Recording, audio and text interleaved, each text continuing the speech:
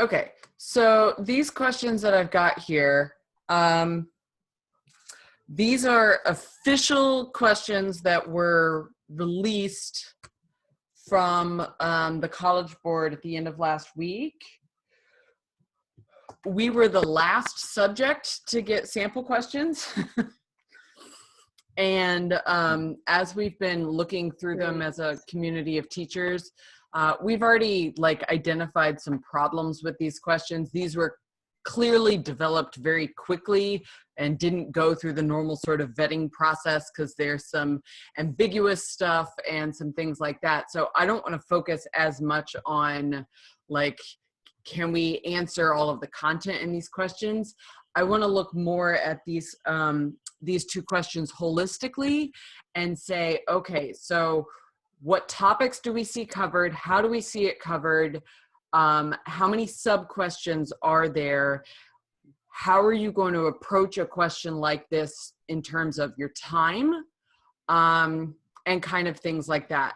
So I also want to look at the level of math that is expected, because again, they said that none of the questions on the test should require anything other than a 4-function calculator to be able to answer. So I just kind of want to look at all of those things to kind of help figure out how we need to approach the question on Thursday. Okay, so with that being said, we've got 2 questions here. Question number 1 is supposed to take 25 minutes with 5 minutes to submit your answers. Before we actually even look at the question or the anything, I want to point out that this question, number 1, has an A, B, C, D, E, F, G, H, I, Dang. J, and that's it. What? Because, and the reason I want to point that out, they have explicitly said you do not need to be able to answer all portions of a question even to be able to get a 5. They have purposefully generated questions that are not designed to actually be finished. And I think they did it for 2 reasons. Number 1, to try and prevent people from attempting to Google answers. Because if you waste time Googling answers, there's no way you have any shot of trying to answer all these questions. Also, it allows people to pick and choose what they know best. So while we normally say for the AP chemistry test, if a question is taking you too long to try and think through the answer, skip it. That is doubly important this year. You should only answer portions of this question that you know how to answer, because that is going to take you enough time. They do not expect you to answer sub-questions A through J. There was some of the more experienced AP Chem teachers who are also readers who do the scoring, said that on average it was taking them between 15 and 20 minutes to answer the question. And most of the time we do a test in half the amount of time as you do. So that's really kind of underscoring that they do not expect you to be able to answer all of the question. That should hopefully take stress off of you and not have you focus on, oh my God, I need to try and answer all this. No, you don't. That is not our goal. So with that being said, let's walk through this first question 1 and see kind of what topics are we seeing? How would we approach it? Is there stuff from a formula sheet? You know, those sorts of things to help us out and get through this situation. So sample question 1, it says common additives to drinking water include elemental chlorine, chloride ions, and phosphate ions. Recently, reports of elevated lead levels in drinking water have been reported in cities with pipes that contain lead, which is PB solid. When aqueous chlorine, diatomic chlorine flows through a metal pipe containing PBS, Some of the lead atoms oxidize, losing 2 electrons each, and aqueous chloride ions form. So I will tell you right there, they just told you all sorts of information. When this flows with this, you end up getting oxidized lead atoms and aqueous chloride ions. So write a balanced net ionic equation for the reaction between PBS and Cl2 aqueous. So we already know, because it's been essentially on every practice question, you're going to have to write some sort of net ionic. However, you can see they've given you the information here. So what are your reactants here? CO2 and PBS. PB and CO2. All right. So PB is a solid and Cl2 is the aqueous. That just means the dissolved gas form. And what do they tell you are the products? Lead atoms that are oxidized and chloride oxide. It's like, wait, isn't it? Hold on.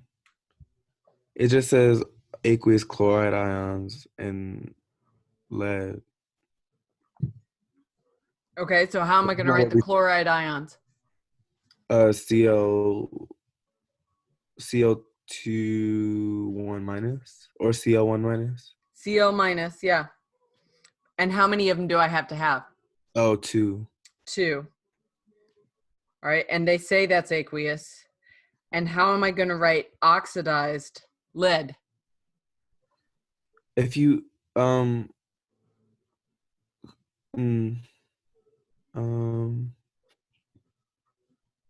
Oxidized means it did what it to its goes electrons? up, it loses one. It loses. So how many is lead normally going to lose here?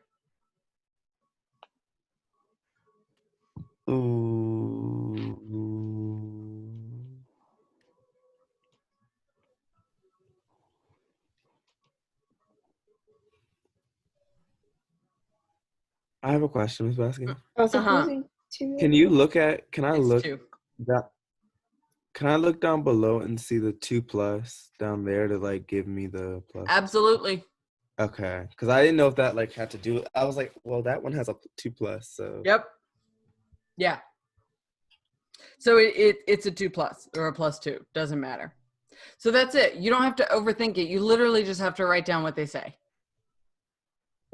Okay, so we've got practice writing some equations. That's cool. All right, next. Ksp.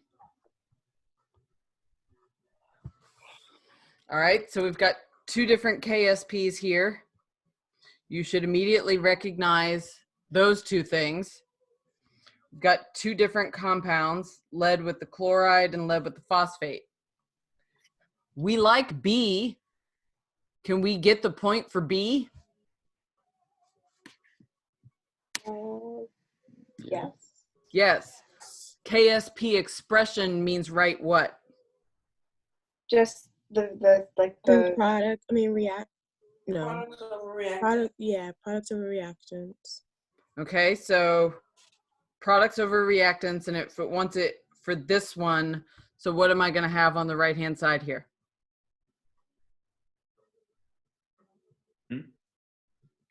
Ksp equals what? What's my expression? In the numerator? The concentration of PB 2 plus. Is this the one where you need to put the exponent if the coefficient? Yes. To the third times PO4 3 minus to square. Yes. Look at that. That's a point. There's no reason why you can't get that point. Oh yeah, and then because you only do aqueous in this, you don't put solid. Correct. Okay. Okay.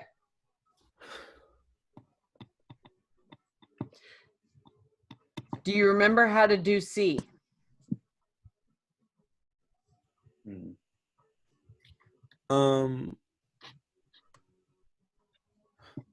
I feel like, okay, wait, isn't that where we plug in what we just did with the Ksp expression, or is that separate? No, you are correct. Okay. Well, because don't you get, doesn't what the, Mm-hmm. Carl, is your name chemistry? because that's the concentration you get from the KSP, right? Right. Or am So I tripping? it involves this. We have to pay attention to these. Well, isn't molar solubility another way? Like that's just like how much it'll dissolve in the thing. Yes.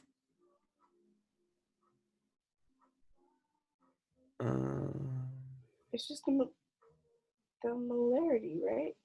But I don't have molarity. I have to calculate it. I know, but like you could just exchange that word for molarity, right? Molar solubility. Kind of, yes. For molarity. Do you have to work backwards? Uh-huh. In a sense. What am I going to So- put in these brackets?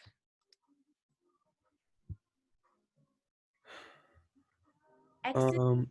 Oh right. yeah. Oh, It's like not the ice just table? X because I've got these guys.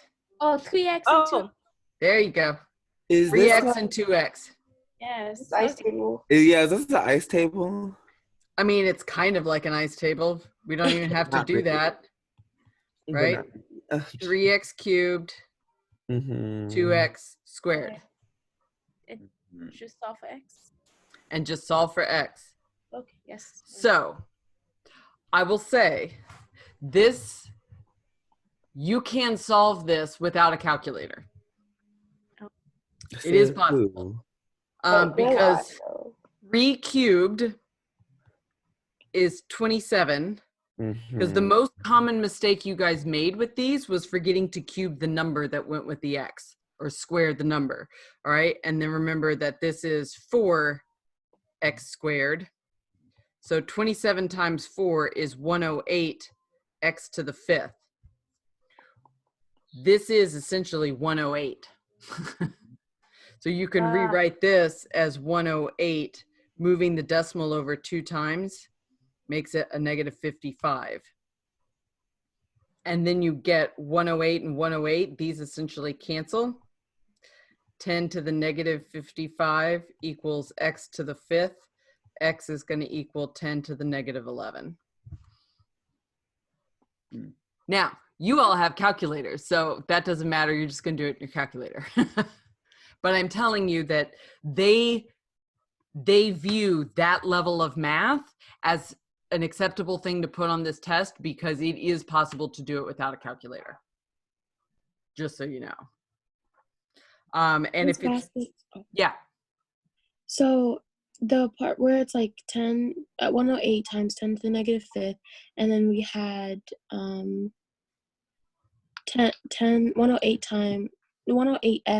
to the 5th. Mm-hmm. Is that like, and we got negative 11. So could we just divide like 55 by 5? Like with that, is that a Yes, because example? when you do the 5th root of x to the 5th, it is dividing the exponent by 5. So Mathematically, that is what it is. and that would happen in for like questions like this, like that would, Yeah. Now on your calculator, if you need to take a 5th root, that is under the math button, and it's number 5 on the math button where it says X and you see the root symbol. So you could do math 5 and plug in something there. And take the 5th root of a number.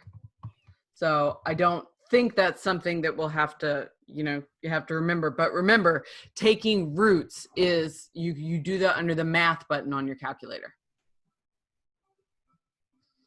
And molar solubility, as Nala reminded you, is just another way of saying molarity. So your unit here is in M.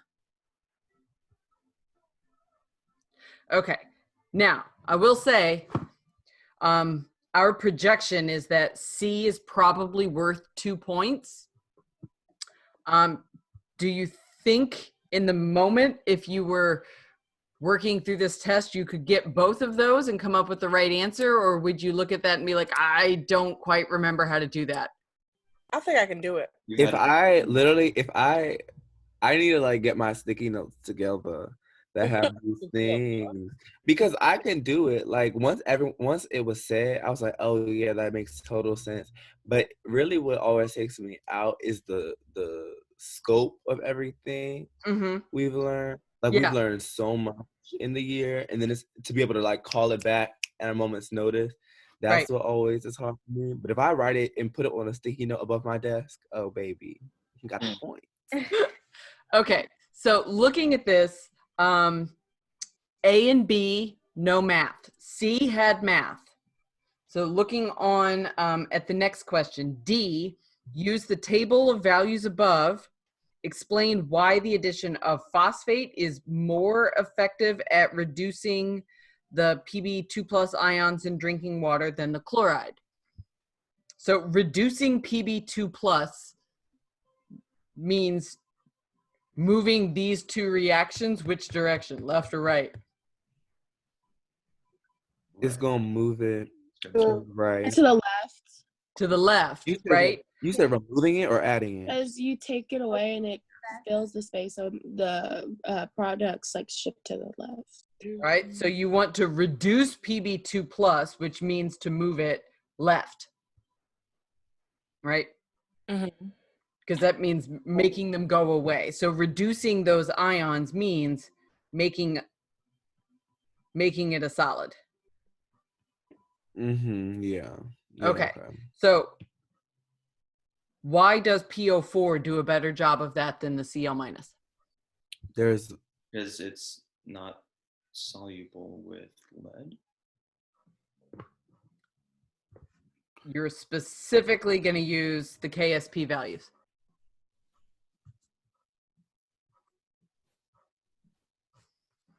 Oh, the one for Is it because it's smaller number?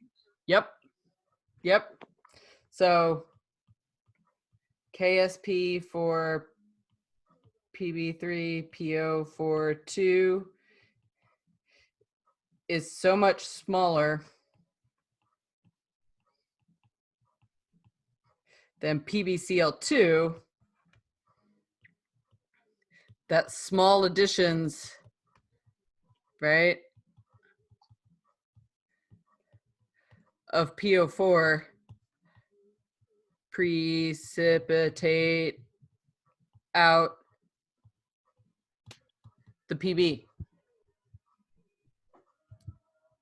So that's just a question recognizing, do you understand what the scale of those exponents mean?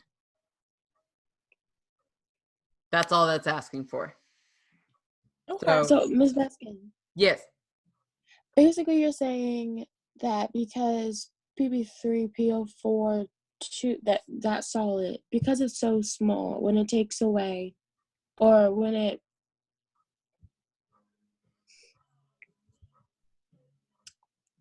never mind. So I have a question, when you Ms. see these two exponents on these KSPs, remember the smaller value precipitates first. So 10 to the negative 53 is going to precipitate before the chloride. So if you put equal amounts of phosphate and chloride into a solution, all the precipitate that forms is going to be with the phosphate because this guy is so much smaller.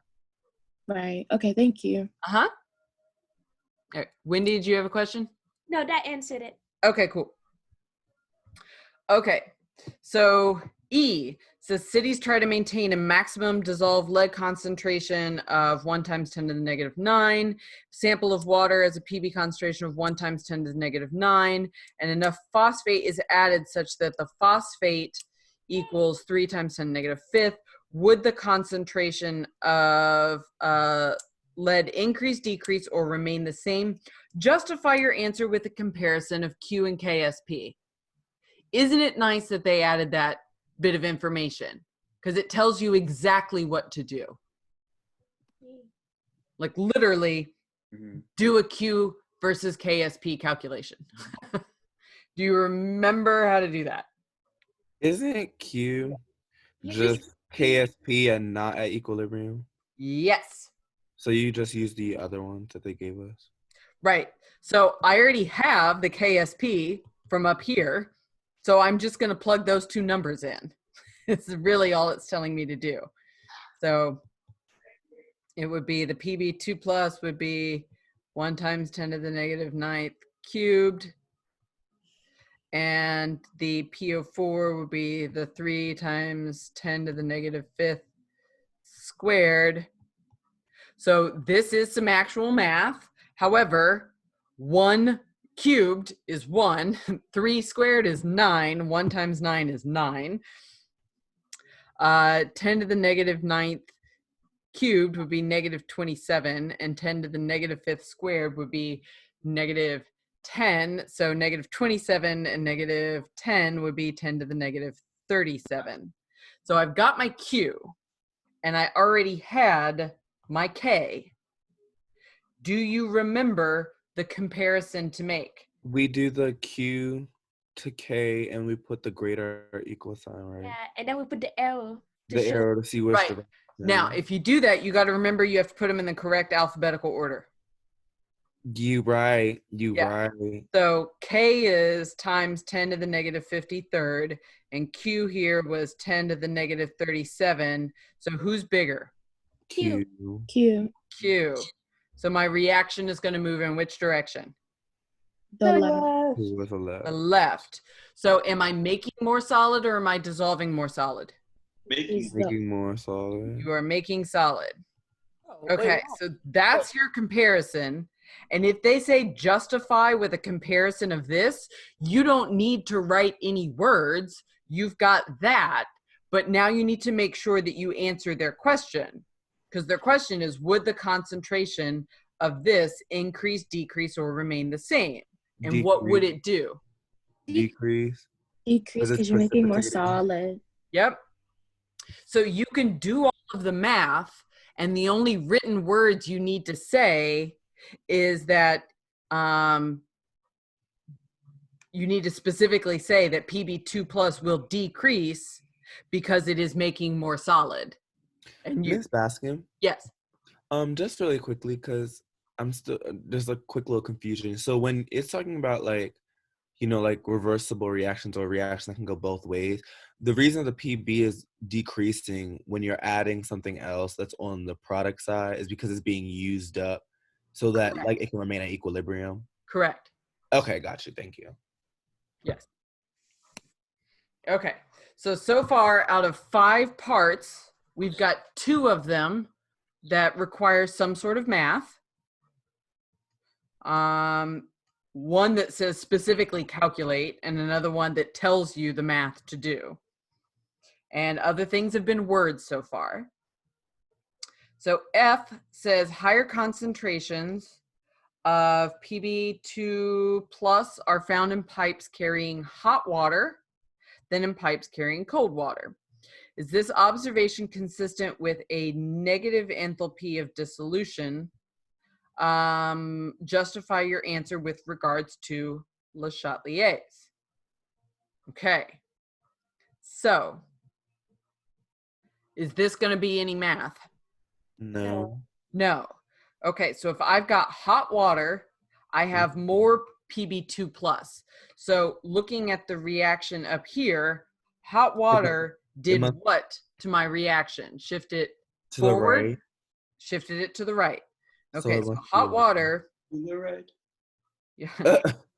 Ghetto. I'm sorry. Okay, so shifted right towards products. Okay. So if it shifted it right towards the products, where is the heat? Is it a reactant or is it a product? A reactant. It is a reactant. So she's endothermic. So hot water acts as a reactant.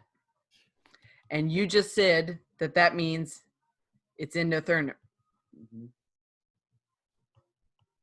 Okay. So you can basically do like little bullet points like I just did, right? It shifted right towards the products, right? More dissolved stuff, right? So hot water acts as a reactant, meaning it's endothermic. You'll notice I have not written any complete sentences. Hmm. So then it says, is the observation consistent with a negative enthalpy?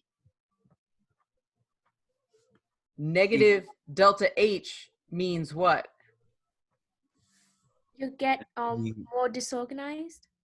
No. That's S. Negative delta H, is that endo or exo? That is endothermic. Wait, no. No, exo because it's going Mhm. out. It's leaving her. Yes. Just leaving her. She's being taken away. Right. Okay, so negative delta H means exothermic. So is the observation consistent with that? No, No. she is not consistent. Mm-mm. So no, it is not. There you go. As you should. That is so. Get out, Lord. These AP Chem readers gonna be like, they gonna get 2-word answers. No, She's not. comma. I mean, you're not going to be writing on the question. You're actually going to be, like writing things out. So you're not going to have your answer in 4 different spots, but it's going to be No, it is slightly not. more coherent. But again, I just want you to get used to the fact that you do not actually have to write complete sentences. That is not a requirement. So there we go. Okay. Moving on. This next part says, all right, so now you can tell there's a change in text. So you've now changed to a different concept, all right? Most of those questions were all your equilibrium questions, right? Le Chatelier's, Ksp, which is equilibrium.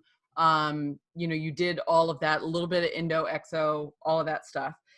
Now we're switching topics. This is a student researches the properties of the phosphate ion and finds the following Lewis electron dot diagrams and table of bond lengths. So again, I said they're not going to have you draw. They are going to provide drawings and have you make some sort of analyzing sort of thing. They are also providing you with data in terms of bond length, which means at some point in time, you're going to have to use that data to justify something. So again, when you've got structures, you need to make sure that the number of electrons makes sense. You need to make sure that anything has the appropriate number of bonds, meaning you can't have hydrogen with 2 bonds or weird things like that. And then you might possibly need to also do formal charges. These are all like things to look for that they might be asking about. Okay, so that being said, it says using diagram 1, the student claims that the bond angles are 90 degrees. Do you agree or disagree with the student's claim? Justify your answers in terms of Vesper theory. We have the sheet for this, right? You do. Girl, let me find That's my not sheet. true, right? Like those, So, I well, have a first off, question do you agree or disagree? I disagree. Okay, why? Yeah, because It's not even around. yeah, she's not an even girl. That doesn't matter. Do we have anything that has 90-degree angles? No. The only thing that has 90-degree angles for us is octahedral. Yeah, and that's not her. She's not. It's Okay, so you need to say, so what is this thing?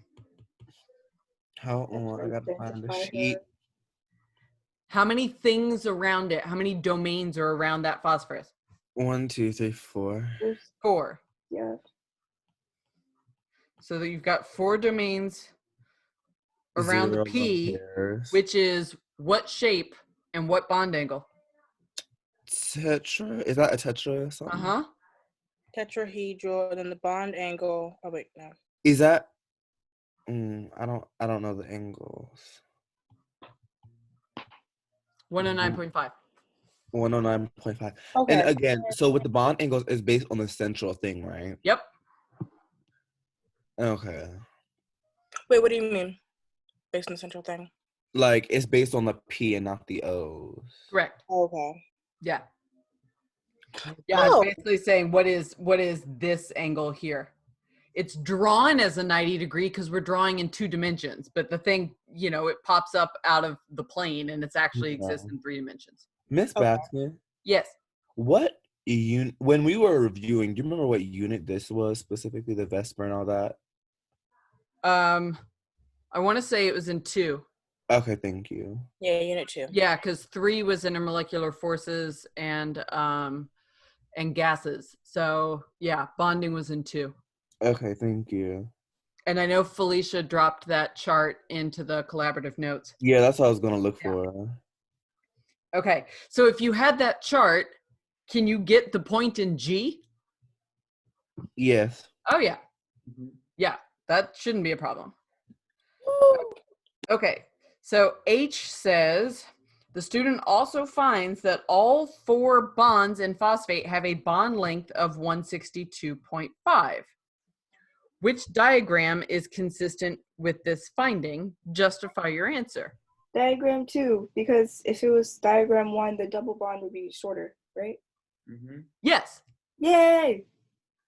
Now, there is some contention in the AP teacher group that actually they would accept either diagram depending on what you used as a justification.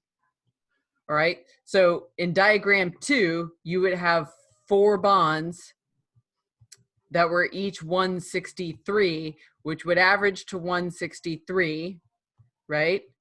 Mm-hmm. Which is about 162.5.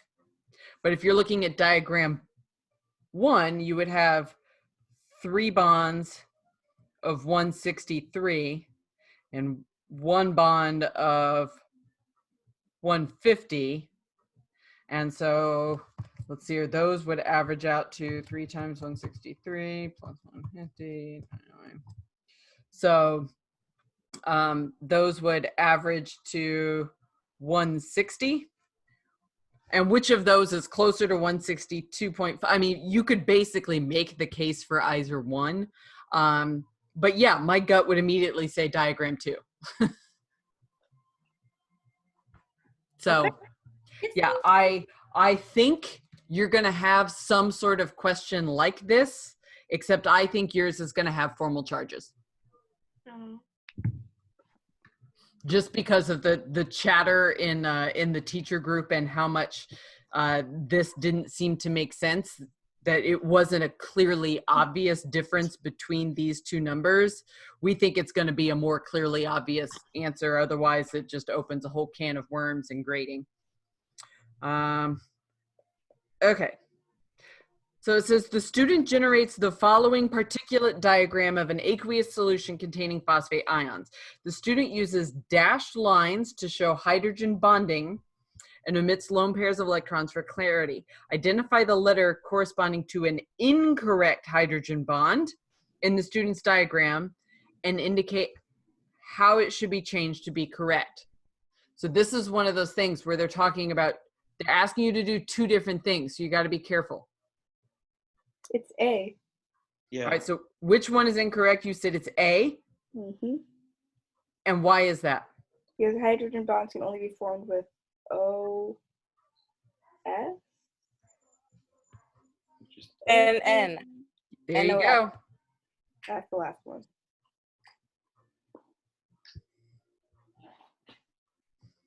All right, is only H with N, O, and F. So how do they need to change it? just make it bond. Can it just be put with the can it be put with the O of that? Mm-hmm.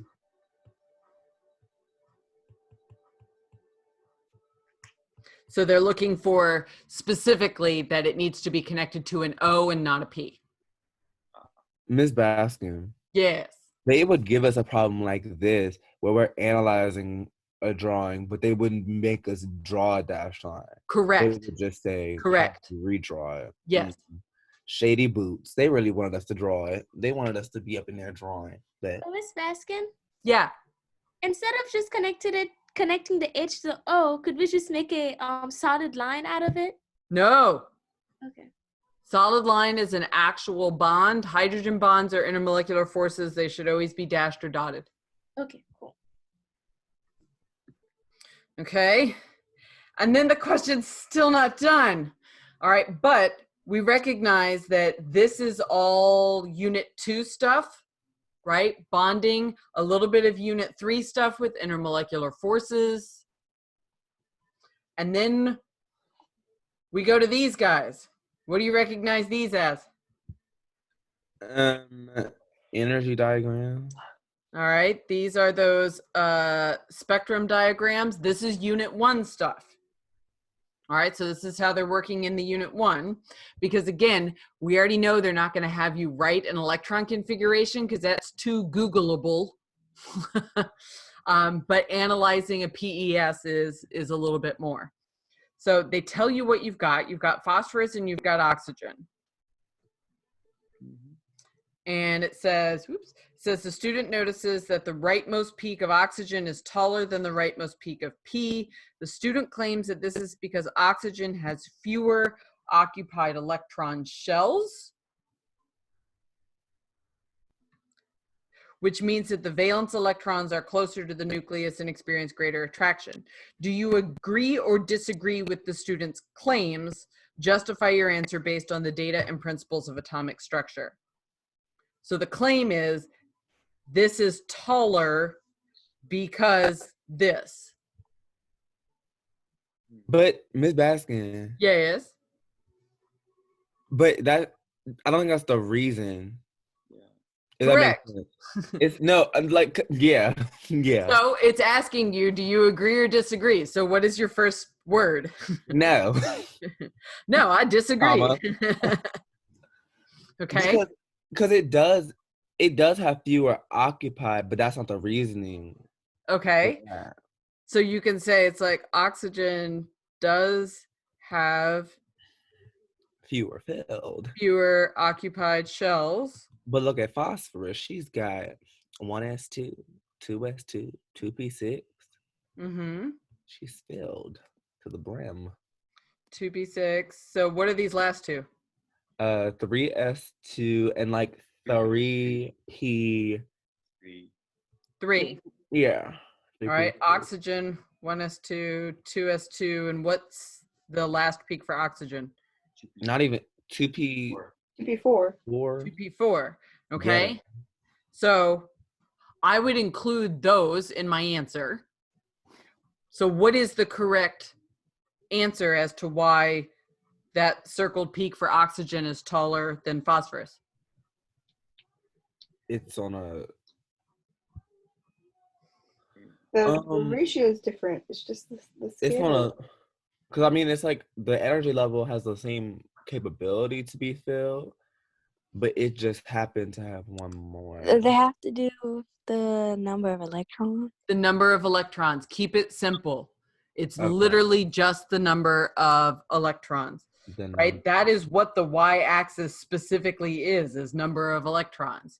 So you would say oxygen has 4 electrons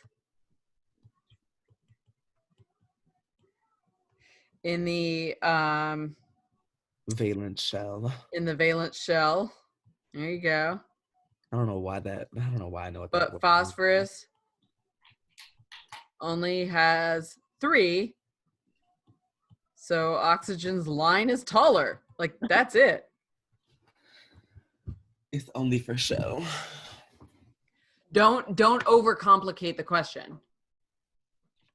But I gotta say, is this last question J, is that an easy question? Yes. If you had wasted time trying to answer, make sure you could answer all of these others, would you have gotten to the easy question? No. No. Here's the other thing. Jackson asked last week, do you have to answer questions in order? No, ma'am. No, you do not. You just have to make sure you label what you are answering very well. That's So me. what I would suggest is when you look at these, is you say, okay, you can kind of look at this and see, okay, I see numbers here, that there's some math stuff. I see Ksp, like I can do that, but maybe it takes a little bit more work. And then I look at this and I say, oh, that's structures, answering some questions based on structures. Cool. And then I look at this and I'm like, oh, that's PES. I might even start with that question. I might start my question and say sample question number 1 with my ID and my initials and page 1 up at the top of my paper and say, Jay, let me answer that question, and then let me work backwards. JHGFAD. I mean, you know, like you can do that. So you just have to remember, label what you are answering. It has never been more critical to label what you're answering. So then if we look at the second question, because here's the thing. Question. At the end of 25 minutes, 25. you're going to have a counter flash on your screen that says you have 5 minutes to submit. So has everybody figured out and played around with how you are going to submit? Yes. Okay. I am hopeful that most of you can get your phone tethered to your actual device, your computer, if you're taking it on your laptop, so that you can actually just take pictures and basically just use like a USB file transfer. If not, make sure you're using a cloud service. Emailing stuff to yourself is really the last choice because it will take the longest. That being said, those people who are maybe going to do it on your iPad, if you're going to take it on your iPad, you can, especially if you have one of the cam scanners, or if you play around with the the embedded note app for iPad, you should be able to take pictures with your iPad and have the note function immediately turn it into a PDF and upload it that way. So iPad is actually kind of the best of both worlds here, to be able to take pictures and have a larger screen to be able to see all at once. So, but as soon as those 25 minutes are up, you should focus on submitting. Don't focus on trying to answer more questions, because you run the risk of not being able to get all the work that you've done uploaded. At the end of that 5-minute submit period, the screen will change and immediately sample question 2 will pop up. You do not get to go back and forth between the questions. You used to on a regular test, but not this year. Sample question 2 is 15 minutes, again with 5 minutes to submit. And I would say that, again, you should recognize that this is sample question 2 has an A, a B, a C, a D, an E, an F, a G, and an H. That is still slightly longer than a regular long question on years past. So again, it is not expected you're going to hit all of this. You need to kind of make sure that you pick and choose and answer what you can. So if I look at this without reading anything, what is the focus of this question going to be? Looking at this very first part right here. These words right here should clue you in as to what kind of questions these are. Reaction rates. Reaction rates. This is kinetics. Okay, so they've got elementary steps here. So they've got reactions. So you've got some kinetics at the beginning, and then you see an energy diagram, and then I see some more structures. Structures are normally telling me that I'm going to have to either talk about formal charges or resonance or intermolecular forces. And then I've got data. So I'm going to have to do some sort of data analysis here. Titration. And then I've got an actual burette. So if we remember correctly, Hold on, pause. They All always of put this that is picture. sample two, all of this is sample question 2. a 15-minute question with all these parts. That they're not expecting you to answer all of. So scan through the question and be like, oh, what can I answer right now? Burette. You can read a damn burette and you can answer that question and get your point, Oh my goodness. right? Like, why even bother with any of the other stuff? So I know I can do this. So it says the final burette reading for trial 3 is shown in the setup below. What should the student report as the volume dispensed for trial 3 in the data table? Clearly show the final reading from the burette and the calculation from the thing. So if I am clearly reading this, It's like 18.14. so it seems to be, Cause it's not. It don't look like it's in the middle. yeah, I don't think it's quite in the middle. Yeah. But it's not, let's see here.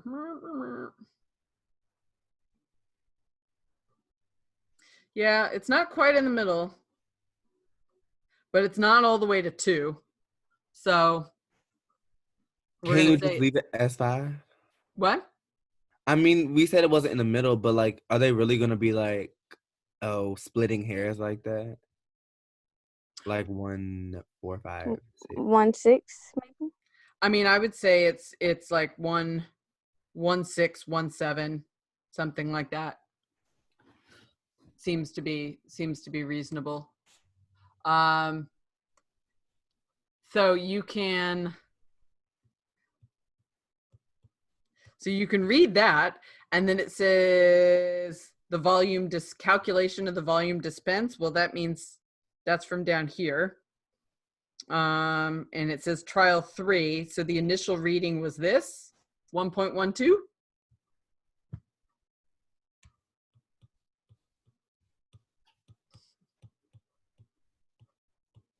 Bam, get your point. Bam! So you know you can do that. I'm gonna cry. No. Anything with like big graphics and stuff like that, there's always just going to be a question that's just simply reading something off of that image. Get those points. And then look at the other questions to try and do stuff with them. So like, right, that's, calculation, blah, blah, blah. Okay, I'm not, that's going to take some thought. Calculate, okay, give me a second. I'm not sure I want to actually calculate. Right, so, all right, write the chemical formula of a species that behaves as a catalyst. All right, that's just writing a thing that is a catalyst.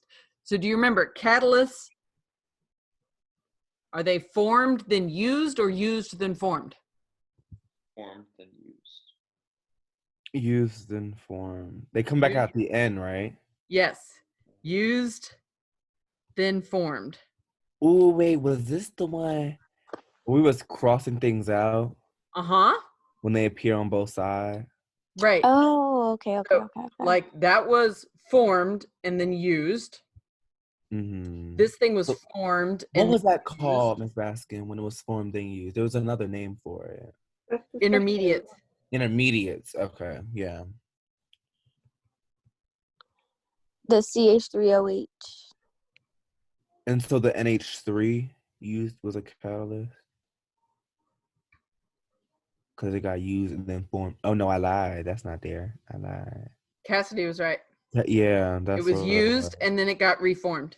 Yeah. So it doesn't necessarily have to be at the very end. It can be at any step. Right. Okay. But it's not in the overall.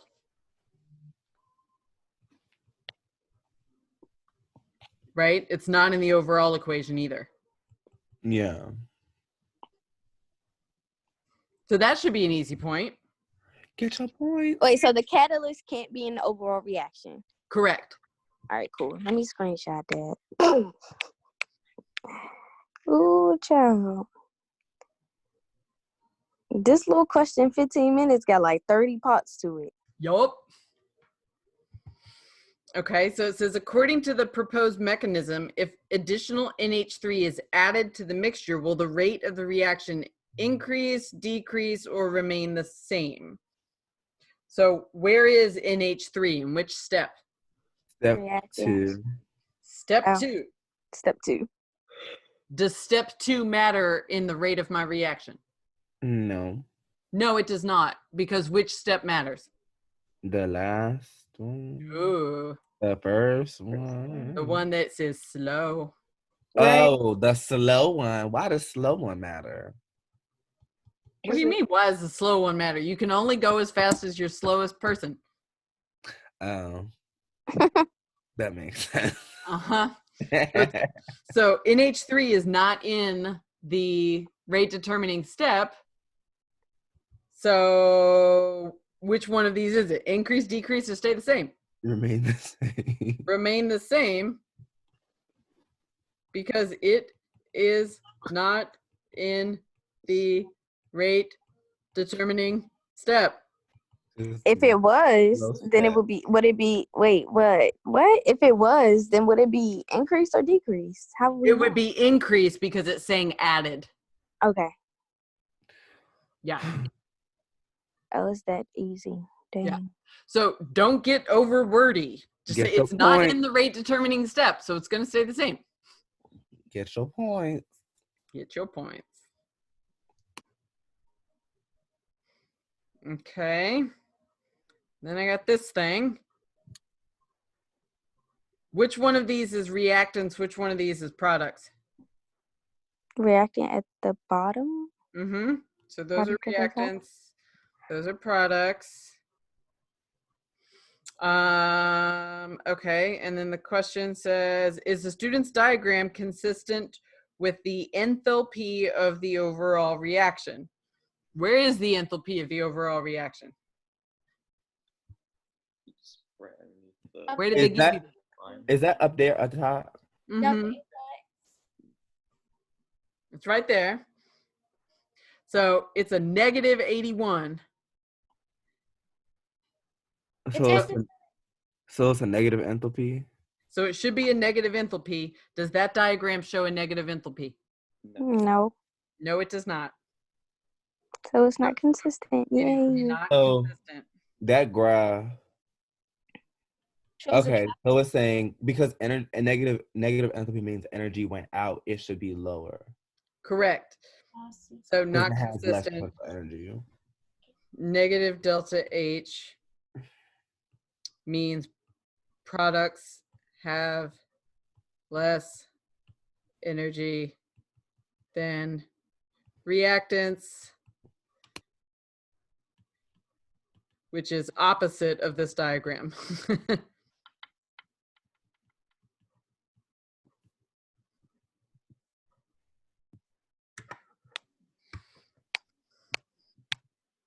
Okay. Now, again, that's not necessarily a hard question, and you don't need to be able to answer A and B to answer C. So I'm telling you, anywhere you see kind of a diagram, read the question on the diagram really fast because it might be kind of a wholly independent question that you just need to be able to read the diagram for without any prior calculations. So this question, there is a whole lot of stuff in here. This is the part of the question that is going to suck up time. So at the end of the reaction, HCOOH is separated from CH3OH by distillation. Distillation. Chemical structures and vapor pressures are given below. Okay. D, identify the types of intermolecular forces in both things. That's an easy question. You can do that. Look, they LDF. do the structures. All right, so they both have LDF. Correct. Yes. Okay. What else? Hydrogen. Hydrogen bonds, because hydrogen is with O. All right, they both have hydrogen bonds because hydrogen is with O. All right, Yeah. so both of these are going to generate hydrogen bonds. Mm-hmm. Anything else? I always mix up dipole, and Well, because hold on. wow. You got it. You okay, Sean? Yeah. Yeah, that's what I was gonna say. I was trying to figure out when, like, which things will make dipoles Right. with one another. So Symmetrical ones don't. the OH portion does make hydrogen bonds. Mm-hmm. If there are other oxygens or nitrogens or other things other than carbon and hydrogen in the structure, that can make dipole-dipole. Okay. Okay, so you should kind of recognize that I've got oxygen sticking up here with electrons. This is going to be a very partially negative portion of this particle, or I mean, of Gotcha. this Negative. molecule. So that region will make dipole-dipole. Now, they're not asking you which region does what. It's just like what does things. So those are my types of things. And you got to make sure you always write all of them down. And then if I look at these two vapor pressures, we got to kind of remember what vapor pressure means. Low vapor pressure, right? This is a low vapor pressure. Does that mean I have a lot in the gas phase or barely any in the gas phase? Not a lot. Barely any. Barely any gas. Okay. So if I have barely any gas, does that mean I have strong or weak forces? Strong. Strong. So I have strong. Because they don't want to let go. They don't want to let go. Okay, so this means I have more gas, which means weak forces. Okay. So it says when an equimolar mixture of the two compounds is heated to 50, the vapor pressure, blah, blah, blah. So the vapor phase, that's gas, contains higher mole fraction, which is another way of saying more CH3, OH. Explain the result in terms of the types and relative strengths of intermolecular forces. We basically just kind of answered that, right? So more gas phase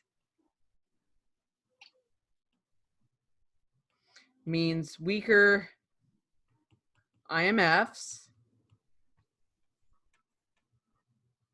And the CH3OH only has LDF and H bonding. Whereas the HCOOH has those, but also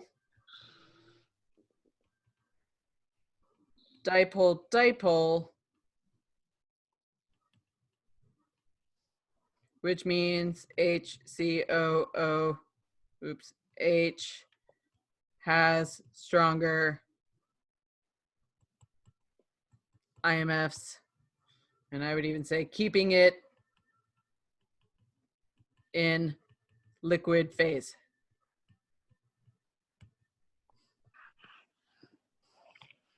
I feel like IMFs are kind of the one area where you really do actually write a sentence.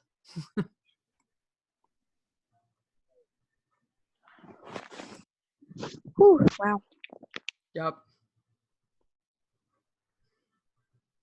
All right, and then we get in there to titration. It says the student uses sodium hydroxide to titrate a methanoic acid solution of unknown concentration. Okay, so this is my unknown, which means this is my known. There's my balanced chemical equation. So I've got a nice 1-to-1 ratio. Life is easy.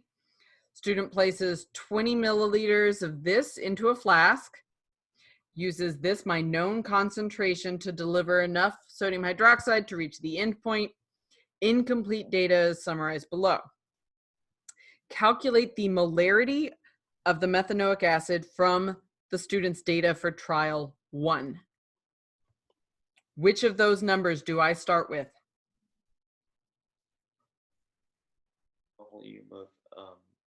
hydroxide dispensed. The what? The volume of sodium hydroxide. The volume of NaOH dispensed. Yeah. All right, so we're going to start with that.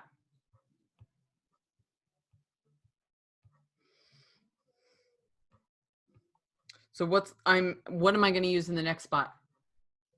Molarity. The molarity. molarity. And then you use the mole ratio. Uh-huh. So to get- I'm going to do my cheater 1000 milliliter method. All right, and then the mole ratio. 1 NaOH, 1 HCOOH. That'll give me moles of HCOOH. It wants molarity, so I need to divide that number by what number? By a liter value? A liter volume. Which liter volume? 0.2 liters. Yep. The 20 milliliters is as liters because that's my only volume of this thing. Okay. Okay.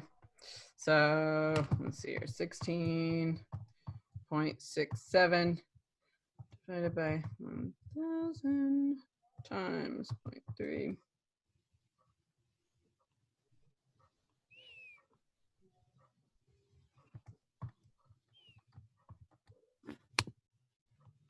And how many sig figs are we doing? We're basing it off of 2. Oh, maybe 1. 1. I don't 4? know. Look at your original numbers, not what I wrote. The given, okay. right? Do we base it off the given? Oh, 3. Yeah. okay. So for these, you have to look at both the molarities and the volumes. Okay, because I say 4 because of the 16.67. Yeah. Ooh, why you want back here? Okay. So Yeah. that's actually the only calculation in problem 2. Ooh, well. Okay, so we can see that this is not a calculation heavy test, which is what we expected. There is one more question. All right, and that was this guy down here. So it says the student calculates a value of concentration for trial 2 that is significantly higher than the value for the other 2 trials. The student claims that the reason for the higher calculated concentration is that water remained in the flask to which the methanoic acid was added, which meant more sodium hydroxide was needed to reach the endpoint. Do you agree or disagree with the student's claim? Justify your answer. This is their way of saying, do you understand this lab technique? So we've got water that remained in the flask. That means it's diluted. The concentration wouldn't be greater, would it? So in a titration, what is the actual reaction that is going on? It's a aren't we looking at an acid? Mm-hmm. The base reaction. So the acid is reacting with the base. Yeah. And then we have an indicator that gives us color. Yep. Diluted, then we would need more of it. We So would well, Doing amazing. I agree that like we would need more. But the content hold on one second. did I have you dry out the flask between each time? I don't remember. Yes, you did. No, I did not. Oh, I did not. weird. There's some experiments where you have to. With calorimetry, I did. I gave you paper towels to dry out those damn styrofoam cups because the mass of the water was part of my measurement. Mm-hmm. If I look at this data table, where's the water? Oh, where is it? Where is she? She ain't nowhere. Nowhere. You are taking 20 milliliters of methanoic acid and dumping it in there. Oh, wait. That's it. There's no water to be fat. There is no water to be found. Then where did the person come up with the They're just trying to cover up for their sloppy technique. water? So I am going to disagree. There is no water, Brett. Sean. Okay. That is the funniest thing to I me. can't. Having Wait a second, because they just really sat up here. water trying to in the think there was flask water, but there was no. does not affect the amount of moles of HCOOH that the NaOH would react with. Sean. That's it. Sean's dead.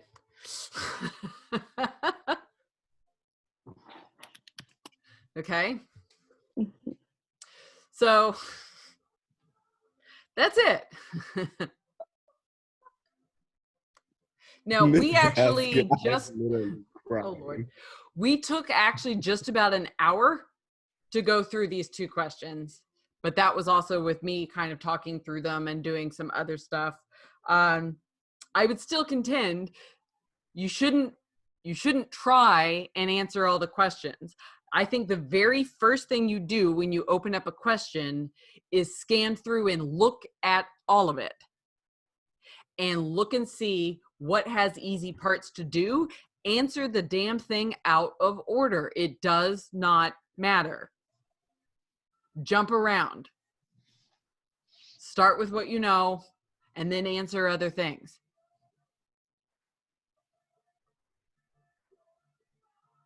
So at this point, what questions do we have? Otherwise, I'll let you guys go because I've taken way longer than your normal time.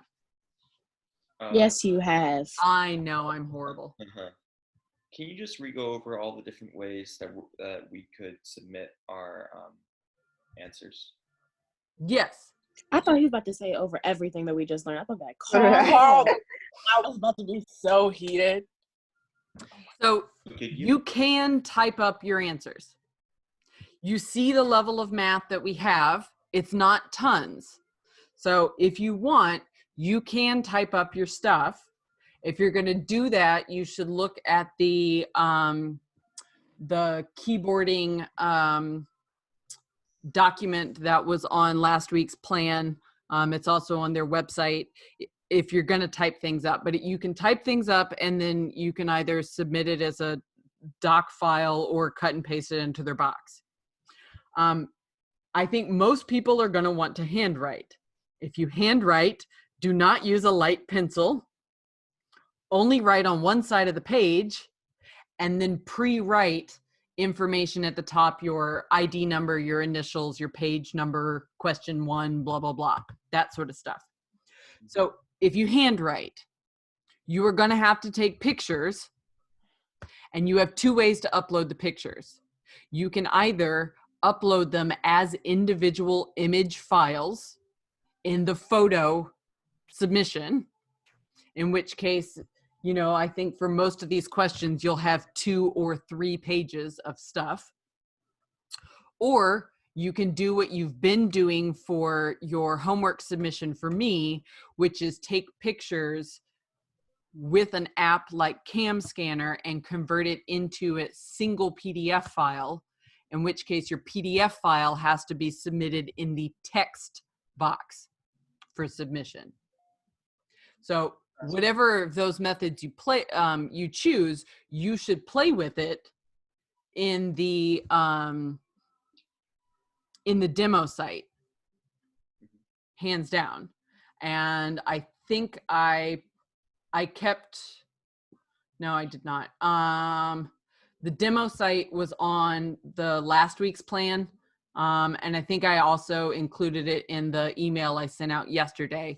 You should play with that, but you can go to my AP and find it very easily. But For the questions, Uh-huh. for the questions that don't have math, Are they still gonna have a box where it's like insert file, or like will we just be able to type in that box? Okay, so this is different from how they do the things on AP Classroom.